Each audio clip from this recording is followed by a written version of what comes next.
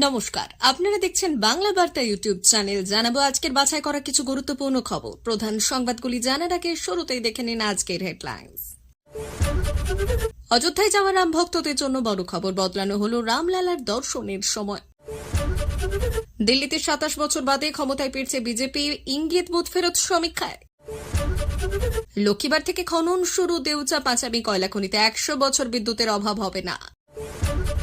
মমতার সামনেই বচসায় জড়ালেন ফিরহাদ জাভেদ। হঠাৎ কি হলো, কড়া নির্দেশ দিয়ে দিলেন মুখ্যমন্ত্রী। নির্মূল করতে হবে সন্ত্রাসবাদ, জম্মু ও কাশ্মীর নিয়ে নিরাপত্তা বাহিনীকে অমিত শাহের কঠোর নির্দেশ। কেজরির হ্যাট্রিক নাকি গেরুয়া ঝড়, কোথায় কংগ্রেস, কি বলছে দিল্লি দরবারের এক্সিট পোল। আশঙ্কায় সত্যি, পাকিস্তানের পরিকল্পনা মতো বাংলাদেশ ভাঙা হচ্ছে 4 প্রদেশ। দিল্লির ভোট নয়, রয়েছে অন্য কারণ। মহাকুম্ভে কেন বুধবারই পূর্ণস্নান করলেন মোদী, জানলেন হবে থ। প্রিয় দর্শক, আপনি যদি আমাদের চ্যানেলে নতুন হয়ে থাকেন তাহলে আমাদের চ্যানেলটিকে সাবস্ক্রাইব করে পাশে থাকা বেল আইকনটি ক্লিক করে রাখুন পরবর্তী খবরের আপডেটগুলো সবার প্রথমে পেতে। আসছে বিস্তারিত খবরে। অযোধ্যায় আসতে যাওয়া রাম ভক্তদের জন্য একটি গুরুত্বপূর্ণ তথ্য সামনে এসেছে। রাম মন্দির ট্রাস্ট একটি বড় সিদ্ধান্ত নিয়েছে, যা অযোধ্যায় দর্শন করতে আসা ভক্তদের জন্য অত্যন্ত গুরুত্বপূর্ণ হবে। প্রকৃতপক্ষে প্রয়াগরাজ মহাকুম্ভের কারণে অযোধ্যায় ভক্তদের ভিড় উল্লেখযোগ্যভাবে বৃদ্ধি পেয়েছিল। এই বিষয়টি মাথায় রেখে রাম মন্দির ট্রাস্ট ভগবান রামের দর্শনের সময়সীমা বাড়িয়ে দিয়েছিল। আগে ভক্তরা সকাল 5টা থেকে রাত্রি 11টা পর্যন্ত রামলালা দর্শন করতে পারতেন, কিন্তু এখন 6 ফেব্রুয়ারি থেকে এই সময় পরিবর্তন করা হবে। এখন থেকে ভক্তরা সকাল 6টা থেকে রাত্রি 10টা পর্যন্ত রামলালা দর্শন ও পুজো করতে পারবেন।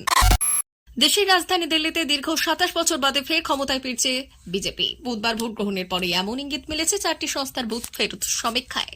আর ওই বুথ ফেরত সমীক্ষা অনুযায়ী রাজধানীতে বিজেপি কমপক্ষে 35 এবং সর্বোচ্চ 49টি আসন পেতে পারে। টানা 3বার ক্ষমতায় দখল করা অরবিন্দ কেজরিওয়ালের দল আম আদমি পার্টি পেতে পারে 21 থেকে 37টি আসনে।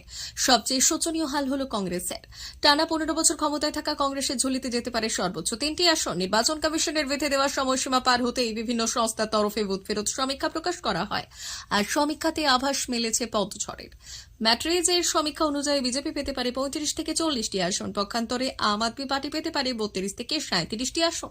কংগ্রেসের ঝুলিতে যেতে পারে 0 থেকে 1টি আসন। চাণক্য স্ট্র্যাটেজিসের সমীক্ষায় বলেছেন যে দিল্লিতে 70 বিধানসভা আসনের মধ্যে আম আদমি পার্টি ঝুলিতে যেতে পারে 25 থেকে 28টি আসন। দেশের রাজধানী দিল্লিতে দীর্ঘ 27 বছর বাদে ফের ক্ষমতায় ফিরতে চলেছে বিজেপি। দেউচা পাঁচামিতে খনন কাজ শুরু হবে। বুধবার বিশ্ববঙ্গ বাণিজ্য সম্মেলনের মঞ্চ থেকে মুখ্যমন্ত্রী মমতা বন্দ্যোপাধ্যায় জানিয়েছেন বুধবার লাকিয়ে দিয়ে, তাই আজ দেউচা পাঁচামিতে খননের কাজ শুরুর ঘোষণা করলেন। যাবতীয় প্রস্তুতি সম্পন্ন হয়ে গিয়েছে। বৃহস্পতিবার থেকে ব্যাসল্ট খননের কাজ শুরু হবে বলে জানিয়েছেন মুখ্যমন্ত্রী। তার দাবি, বিশ্বের দ্বিতীয় বৃহত্তম কয়লা খনি হল দেউচা পাঁচামি, আর সেই কয়লা খনির কারণে 100 বছরে বিদ্যুতের কোনো সমস্যা হবে না, দেখা দেবে না বিদ্যুতের সংকট। আর সেই দিনটার জন্যই দীর্ঘদিন ধরে অপেক্ষা করছিল রাজ্য সরকার। বিভিন্ন সমস্যার মুখোমুখি হতে হয়েছিল, আর সেই সব কাটিয়ে কাজ শুরু করতে মরিয়া ছিল রাজ্য। তবে একটা সময় জমিদাতাদের মনে দেউচা পাঁচামি কয়লা খনির ভবিষ্যৎ নিয়ে শঙ্কা তৈরি হয়েছিল। গত মাসে রাজ্য পুলিশের ডিজি রাজীব কুমারের সঙ্গে মুখ্য সচিব ম্যানেজমেন্টের সফরের পর তাদের মনে আশা জন্মেছিল যে এবার খনন কাজ সত্যিই শুরু হতে চলেছে, আর ঠিক সেটাই হলো। ম্যানহোলে শ্রমিক মৃত্যুর ঘটনায় সরগরম রাজ্য। আগেই সুপ্রিম কোর্টের তরফ থেকে ম্যানহোল অথবা নিকাশি নালায় মানুষ নামিয়ে সাফাইয়ের ব্যবস্থাকে নিষিদ্ধ করে দেওয়া হয়েছিল, কিন্তু তা সত্ত্বেও সম্প্রতি শহর কলকাতায় ম্যানহোলে শ্রমিক মৃত্যুর ঘটনা ঘটে যায়। এবার এই নিয়ে মুখ্যমন্ত্রী মমতা বন্দ্যোপাধ্যায়ের সামনে বাগবিতণ্ডায় জড়িয়ে পড়লেন রাজ্যের 2 মন্ত্রী ফিরহাদ হাকিম এবং জাভেদ খান। তাদের থামিয়ে কড়া নির্দেশ দিয়ে দেন মমতা। সম্প্রতি কলকাতার লেদার কমপ্লেক্স থানা অঞ্চলে ম্যানহোলের ভেতরে পড়ে প্রাণ হারান 3 জন শ্রমিক। গত রবিবার ওই ঘটনায় ঘটেছে, আর এই নিয়ে মুখ্যমন্ত্রী ভৎসনার মুখে পড়েছেন রাজ্যের দুর্যোগ ব্যবস্থাপনা মন্ত্রী জাভেদ খান। মন্ত্রিসভার বৈঠকে তার উপর ক্ষোভ উগরে দিয়েছেন মমতা। সূত্র উদ্ধৃত করে একটি সর্বভারতীয় সংবাদ মাধ্যমের প্রতিবেদনে এমনটাই দাবি করা হয়েছে। কেন্দ্রীয় স্বরাষ্ট্রমন্ত্রী অমিত শাহ বুধবার দিল্লিতে জম্মু এবং কাশ্মীরের নিরাপত্তা পরিস্থিতি নিয়ে একটি উচ্চ পর্যায়ের পর্যালোচনা বৈঠক করেছেন। স্বরাষ্ট্রমন্ত্রী সমস্ত নিরাপত্তা সংস্থাকে জম্মু এবং কাশ্মীরের সন্ত্রাসবাদের বিরুদ্ধে লড়াই জোরদার করার নির্দেশ দিয়েছেন, যাতে অনুপ্রবেশ সম্পূর্ণভাবে নির্মূল করা যায়। জম্মু ও কাশ্মীরের নিরাপত্তা পরিস্থিতি নিয়ে 2 দিনের মধ্যেই 2 উচ্চ পর্যায়ের পর্যালোচনা বৈঠকের সভাপতিত্ব করে স্বরাষ্ট্রমন্ত্রী অমিত শাহ। বলেছেন, প্রধানমন্ত্রী মোদীর নেতৃত্বে কেন্দ্রীয় সরকার জম্মু এবং কাশ্মীর থেকে সন্ত্রাসবাদ সম্পূর্ণ নির্মূল করতে প্রতিশ্রুতিবদ্ধ। বারবার 3বার অরবিন্দ কেজরিওয়াল কি ফের মসনদে ফিরবেন? এক্সিট পোলের হিসেব কি বলছে সেই কথা? আগের 2বার অনায়াসে বিপুল সংখ্যক আসনে জয়লাভ করে ক্ষমতায় আসা আপ এবার ব্যাকফুটে। সব এক্সিট পোলই কিন্তু বিজেপির পক্ষেই কথা বলছে। পিমাক এক্সিট পোল বলছে বিজেপি জিতবে 39 থেকে 49টি আসনে, আপ 21 থেকে 31, কংগ্রেস পাবে 0 থেকে 1। অন্যদিকে ম্যাট্রিজ এক্সিট পোল বলছে বিজেপি 35 থেকে 40, আপ 32 থেকে 37 এবং কংগ্রেস 0 থেকে 1। আবার পিপলস পালস বলছে বিজেপি জিতবে 51 থেকে 60টি আসনে, আপ 10 থেকে 19টির বেশি আসন পাবে না, খাতাই খোলা হবে না কংগ্রেসের। অর্থাৎ সংস্থার ভিন্নতাতেও এক্সিট পোল বিজেপির পক্ষে সায় দিচ্ছে। জেবিসির এক্সিট পোল জানাচ্ছে যে আপ 22 থেকে 31 এবং বিজেপি 39 থেকে 45 এবং কংগ্রেস 0 থেকে 2। আবার পিপলস ইনসাইট বলছে যে আপ 25 থেকে 29, বিজেপি 39 থেকে 49, কংগ্রেস 0 থেকে 1। পাকিস্তানের পরামর্শে ভেঙে ফেলা হচ্ছে বাংলাদেশকে, মোট 4টি প্রদেশে ভাগ করা হবে, তবে এই ভাগ হবে পাকিস্তানের আদলে। ইতিমধ্যেই ইউনূস সরকারকে সুপারিশ করেছে দেশটির জনপ্রশাসন সংস্থার কমিশন। সেই মতো প্রস্তুতিও শুরু করা হবে বলে জানা গিয়েছে। বাংলাদেশকে ভাগ করা নিয়ে বুধবার দুপুরে বাংলাদেশ রাষ্ট্রীয় অতিথি ভবন যমুনায় অন্তর্বর্তী সরকার ইউনূসের কাছে জনপ্রশাসন সংস্কার প্রতিবেদন জমা দেন বাংলাদেশের কমিশন প্রধান ও অন্যান্য সদস্যরা। এই নিয়ে তাদের মধ্যে গোপন বৈঠকও হয়। গোপন বৈঠকের পরে ইউনূস সংবাদ সম্মেলন করে এবং এই তথ্য ঘোষণা করেন এখানেই শেষ নয়, বাংলাদেশকে 4টি প্রদেশে ভাগ করা হয়। ডিসির পদবি পরিবর্তন করার মতো বেশ কিছু গুরুত্বপূর্ণ সুপারিশও করা হয়েছে। একই সঙ্গে বাংলাদেশ কমিশন 4টি বিভাগকে 4টি প্রদেশ করার সুপারিশ গ্রহণ করেছে ইউনূস সরকার।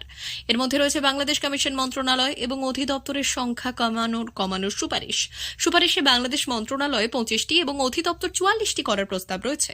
এদিকে বাংলাদেশকে ভাগ করা নিয়ে ভুয়ো যুক্তি দেখান দেশটির জনপ্রশাসন সংস্থার কমিশন। তাদের দাবি বাংলাদেশে জনসংখ্যা বাড়ায় ভাগ করা হচ্ছে, সাধারণ মানুষের উন্নয়নের স্বার্থে এই কাজ করা হচ্ছে, উন্নয়নমূলক কার্যক্রম ভালোভাবে পরিচালিত হবে। দিল্লির মসনদে আগামী 5 বছর ক্ষমতায় কোন রাজনৈতিক দল থাকবে, শুরু হয়ে গিয়েছে ভাগ্য নির্ধারণের প্রক্রিয়া। আজ বিধানসভা নির্বাচন দিল্লিতে, সকাল 7টা থেকে নির্বাচনী প্রক্রিয়া শুরু হয়ে গিয়েছে। একদিকে আপ, অন্যদিকে নরেন্দ্র মোদীর বিজেপি, আরেকদিকে কংগ্রেস। রীতিমতো ত্রিমুখী লড়াই চলছে দিল্লিতে। এরই মধ্যে বড় খবর, প্রয়াগরাজে পুণ্যস্নান করলেন দেশের প্রধানমন্ত্রী নরেন্দ্র মোদী। সূত্রের খবর, উত্তরপ্রদেশের মুখ্যমন্ত্রী যোগী আদিত্যনাথের সঙ্গে বুধবার সকালে মহাকুম্ভে বোটে করে পৌঁছে যান প্রধানমন্ত্রী নরেন্দ্র মোদী। সেখানেই বেশ কয়েকবার ডুব দিতে দেখা গেল প্রধানমন্ত্রীকে। সঙ্গমে স্নান করে চারিদিকে নমস্কার করেছেন তিনি। ওই স্থানে দাঁড়িয়ে নিজের কাছে থাকা রুদ্রাক্ষের মালা জপ করেছেন।